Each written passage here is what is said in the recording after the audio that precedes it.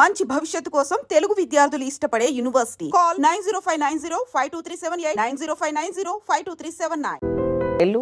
నీ లీడర్షిప్ని పెంచుకో, మాకేం అభ్యంతరాలు. నువ్వు అలా కాకుండా మమ్మల్ని వేలెత్తి చూపించి ముఖ్యమంత్రి గారిని ఇష్టం వచ్చినట్టు మాట్లాడడం, కులాలను పెట్టి ఆ రకంగా మాట్లాడడం అనేది ఈ సమాజం యాక్సెప్ట్ చేయదు. మీరు చూస్తుంటారు కొంతమంది టీఆర్పీలు పెంచడం కోసమని బూతులు మాట్లాడిస్తుంటారు ఛానల్స్లలో. అది లీడర్షిప్ కాదు, ఇంకో పెద్ద పొరపాటు చేస్తారు కొంతమంది. ఇప్పుడు ఒక అధికారంలో ఉన్నప్పుడు ఆపోజిషన్ వాళ్ళని ఒక స్టేజ్ లేకుండా, అంటే గతంలో ఒక ముఖ్యమంత్రి లెవెల్లో చేసిన మాజీ ముఖ్యమంత్రులను కూడా తిట్టిన వాళ్ళు కూడా అవకాశాలు రావు. ఎందుకు రావు అంటే మన తాత కాదు వాళ్ళతో ఈక్వల్గా తిట్టేది. దానికి పర్సనల్గా వ్యక్తిగతంగా మాట్లాడకూడదు. ఆ ప్రోటోకాల్ రెస్పెక్ట్ ఉంటుంది. ఆ పెద్దతనానికి మనం వాల్యూ ఇవ్వాలి. వాడు వీడు హౌలగాడు అని ఏందా భాష? అస్సలు రాజకీయాల్లో చదువుకున్న వాళ్ళు వచ్చారా? అసలు చదువు రాని వాళ్ళు టీఎన్జే లాంటి వాళ్ళు ఒకప్పుడు రాజకీయాల్లో సక్సెస్ఫుల్గా నడిచారు. మరి వాళ్ళకి ఏమీ తెలియదే, ఇన్నోసెంట్స్. కానీ ఎంత బాగా చేశారు. నువ్వు అన్నీ చదువుకొని అంతా చేసి కూడా నీ భాష ఆ ప్రయోగం చేసి నీ పాపులారిటీ పెంచుకోవడం నీది మార్గం కాదు. పాపులారిటీ కొన్ని రోజులు కొన్ని ఛానళ్ళు హైప్ చూపించేస్తాయి, నేను హీరో చేస్తాయి. తర్వాత అదే డౌన్ అయిపోయి నేను జీరో చేస్తాయి. ఎంతమందిని చరిత్రలో ప్రూఫ్ చేయగలను నేను. నువ్వు మాట్లాడే మాటలుగా తిన్నావా అన్న అన్నం తిన్నావా అన్న భాషను కూడా వక్రీకరించి మాట్లాడితే సెటైరికల్గా ఎట్లా మాట్లాడారో అర్థం చేసుకుంటున్నారు జనాలు. అంత అమాయకులు ఎవరు లేరు ఇప్పుడు. జనాలు చాలా తెలివిగలలేపారు. సో తీర్మానం అన్నావు, పార్టీ పార్టీ నుంచి వెళ్ళిపోవాలి ఒకటి నా డిమాండ్. రెండోది ఆయన బీసీల రక్షణ కోసం పనిచేస్తున్నాడే చాలా సంతోషం నాకు. ఐక్యమతం తీసుకొస్తే ఇంకా మంచిది. మిమ్మల్ని ఎవరు వెట్టి చాకరీ ఏమి చేయించట్లేదు. మా జాతి అన్న వెట్టి చాకరీ చేసిన జాతి. ఇప్పుడు కూడా న్యాయం పొందలేకపోతున్నాం. ఇప్పుడు కూడా రిజర్వేషన్ ఉన్నా మా మీద ఏడుస్తున్నా సరే మాకు న్యాయం జరగట్లేదని మరి మేమెవరు చెప్పుకోవాలి? మాకు ఉన్నోళ్ళ బతుకు అదే ఉంది. మీరు అంతకన్నా ఇంకా మొదలు కూడా పెట్టలేదు మీరు. ఇప్పుడు మీ పరిస్థితి ఏంది? సరే, కులగలన అనేది ఈ భారతదేశ చరిత్రలోనే ఫస్ట్ టైం చేసాం మనం. ఎప్పుడో చేసాం, మళ్ళీ ఇప్పుడు చేసిన దాన్ని ప్రజలు యాక్సెప్ట్ చేస్తున్నారు. ఇండివిజువల్గా వెళ్తున్నారు, ఇంటింటికి వెళ్తున్నారు. మేము ఏదైనా తప్పులు ఉంటే గ్యారెంటీగా ఆ వ్యక్తి అవును నేను ఇచ్చాను, నేను ఇచ్చిన ఇన్ఫర్మేషన్ కరెక్టే, నేనే ఇచ్చాను అని చెప్పి వాళ్ళతో సంతకాలు కూడా తీసుకొని ప్రూవ్ చేపిస్తున్నాడు అని చెప్తున్నాడు ముఖ్యమంత్రి గారు. సో ఇంత బాగా చదివినాక కూడా నువ్వు బీసీలు మేము ఎక్కున్నాము, మేము ఓట్లు వేయనిగా పనికి వస్తావంటే ఓట్లు వేయకురా బాబు. నువ్వు వేయకు, నీ వాళ్ళని నువ్వే వేయించుకో, నువ్వే నిలబెట్టించుకో, నువ్వే ఆర్థికంగా వాళ్ళని అంతా స్ట్రాంగ్గా చేసుకో.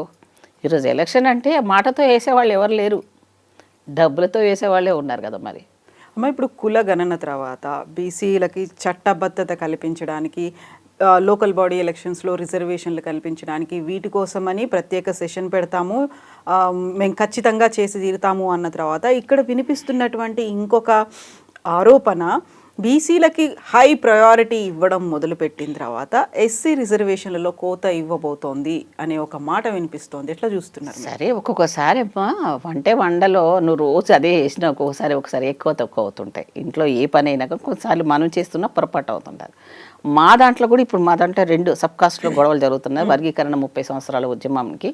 ఇప్పుడు కూడా మా కృష్ణమాదికి కూడా ఏమన్నారు, కొంత అన్యాయం జరుగుతుంది, మా షేర్ను మేము వేరే వాళ్ళకి ఇస్తే మాకు ఇంకా నష్టం జరుగుతుంది, కాబట్టి అది జాగ్రత్తగా ఏమైనా తప్పులు ఉంటే సరిచేయండి అని ఆయన ముఖ్యమంత్రి గారి దగ్గరికి వెళ్ళడం, ఆయన రిక్వెస్ట్ చేసుకోవడం జరిగింది. తప్పకుండా చూద్దామన్నా అని ముఖ్యమంత్రి గారు అన్నారు. అదే లెవెల్లో నువ్వు చేయొచ్చు కదా. సరే, మా కోత అయినా ఒకవేళ అనుకుందాం, కోత అయినా ఎవరు తింటున్నారు? మీ వాళ్ళగా తినేది, నీ జాతేగా తినేది. ఒక కులానికి ఎక్కువ, ఒక కులానికి తక్కువ. ఇప్పుడు సబ్ కాస్ట్లోనే అనుకుందాం. కాకుండా ఇప్పుడు మనం మాట్లాడుకోవచ్చు, కానీ ఇక్కడ ప్రాక్టికల్గా అక్కడ అవకాశాలు పోతున్నాయి, ఉద్యోగాలు పోతున్నాయి, ఉద్యోగాలు ఎక్కడున్నాయి తల్లి? అసలు పోతున్నాయి ఇవన్నీ. అసలు రిజర్వేషన్ అన్న అంశం ఇప్పుడు ఉందంటారా? ఇంకా ఏదో సరే అప్పుడు కాంగ్రెస్ నడుస్తుంది, అప్పుడు ఏదో అనుకున్నాం ఎస్సీలకు రిజర్వేషన్ నడుస్తుందమ్మా, ఫ్యూచర్లో ఉంటుందని. ఒకవేళ రిజర్వేషన్ ఉన్నా మొత్తం గవర్నమెంట్ ఉద్యోగాలు ఎక్కడున్నాయి చెప్పండి మీరు?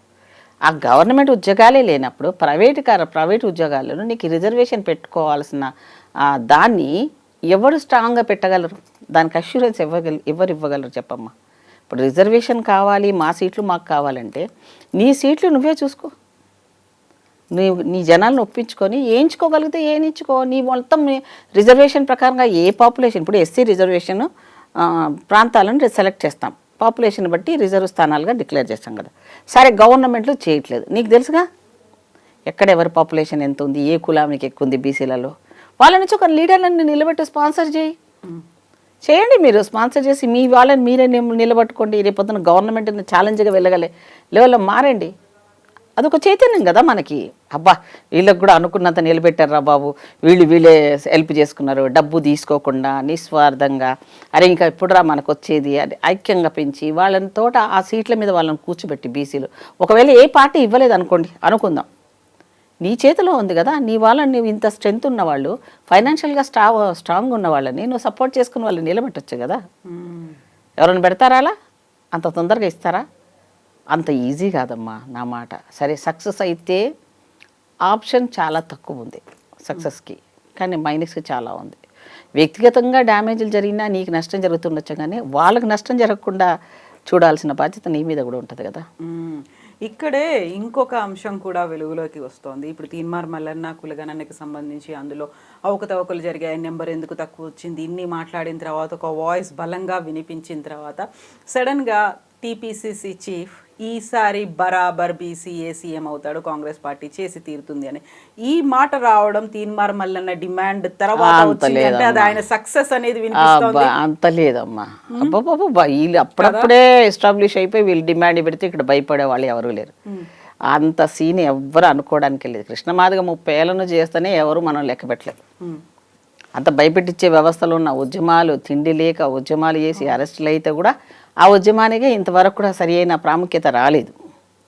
సరే కాంగ్రెస్ పార్టీలో న్యాయం అప్పుడు ఏబీసీ నివారణ కనుక రాహుల్ గాంధీ గారు ఒప్పుకున్నారు అన్న ప్రకారంగా అప్పుడున్న 2 రాష్ట్రాల్లో ఉన్న సమైక్యలో కూడా నేనే బిల్లు పాస్ చేశాను. ఆ తర్వాత ఇప్పుడు దానికి ఒక లెవెల్లో వచ్చింది, దాంట్లో కూడా కొన్ని లొసుకులు ఉన్నాయని చెప్తున్నప్పుడు కృష్ణమాదిగ గారు కన్విన్స్ చేశారు. ఇప్పుడు వీళ్ళు అనుకున్న దానికి ఎవరిని నమ్ముకొని వీళ్ళు వెళ్ళాలి? నాకు ఒక గ్యారంటీ చెప్పు. ఈయన మనం చేసిన దాన్ని మన ఈయన లీడర్షిప్ కొని నమ్ముకొని పోతానంటే ఈయన ఒక్కడిగా సింగిల్గా ఫైట్ చేయగలడా చెప్పమనండి. ఏ పార్టీ అలయన్స్ లేకుండా, ఎవరికి తొత్తులుగా మారకుండా నువ్వు చేయగల ధైర్యం నీకు ఉందా? ఆయనే ఒక కొత్త పార్టీ పెడతాడు అని అదే అంటున్నా. అంత పెట్టగలిగే శక్తి ఉంటే సంతోషపడతాము అంటున్నా నేను.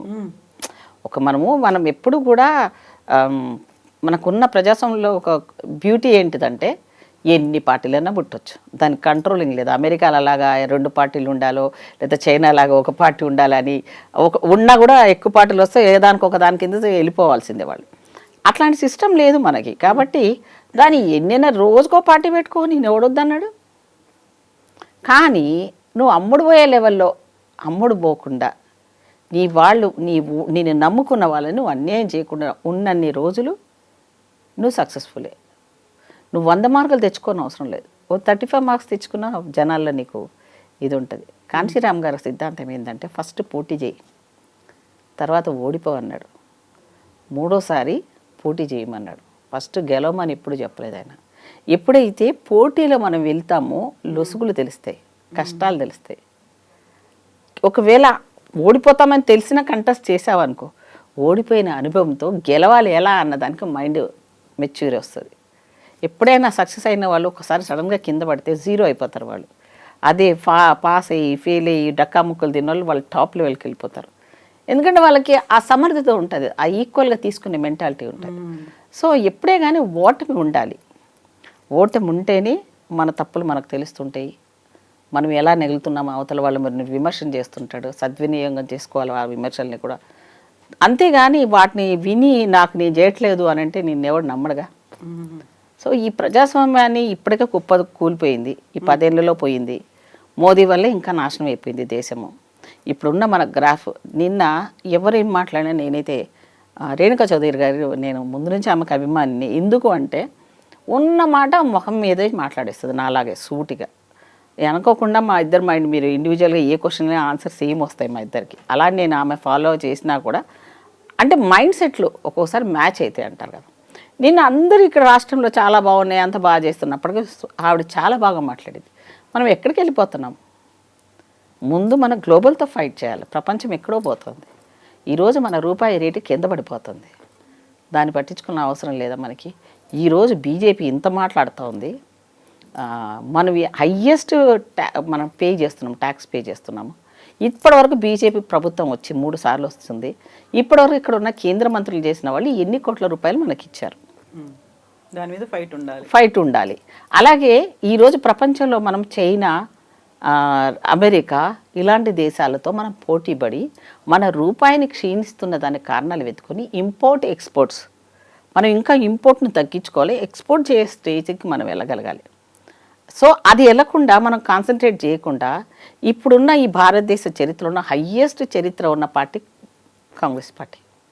ఈరోజు దాన్ని కాపాడుకొని మళ్ళీ 100 సంవత్సరాల చరిత్ర తీసుకురావాలంటే మా కాంగ్రెస్ పార్టీలోని ఎంతోమంది స్వాతంత్రం తెచ్చినప్పుడు త్యాగాలు చేసిన వాళ్ళందరూ దీన్ని ముందు తీసుకెళ్ళాలి, ముందు తరాలకు అందించాలంటే ఈ మత పిచ్చి వాళ్ళని, ఈ కుల పిచ్చి వాళ్ళని వీళ్ళందరినీ పక్కన పెట్టి నిజమైన ఈ దేశానికి అసెట్ యూత్ వారిని ఒక స్కిల్ ఓరియంటెడ్గా దేశానికి పనికొచ్చే యోధులుగా ఈరోజు ప్రపంచ దేశాలను మన వైపు చూస్తుంటే మనం ఈ కులాల ఈ రొచ్చులో ఉండడం అనేది ఎంతవరకు కరెక్ట్?